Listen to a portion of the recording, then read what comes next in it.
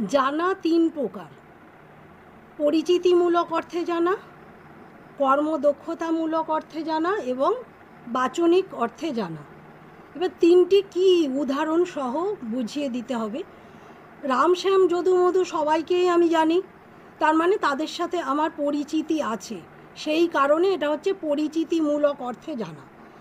দ্বিতীয় হচ্ছে কর্মদক্ষতামূলক অর্থে জানা, মানে আমি গাড়ি চালাতে জানি, বা আমি সাঁতার কাটতে জানি, বা আমি গাছে উঠতে জানি, বা আমি একটি লেখার বা কবিতা লেখার বা গল্প লেখার ক্ষমতা অর্জন করতে জানি, মানে আমার এই বিষয়ে দক্ষতা আছে, তার মানে আমি অভিজ্ঞ, আমি দক্ষমূলক, সেই কারণে আমি জানি। আরেকটি আছে যেটি হচ্ছে বাচনিক অর্থে জানা।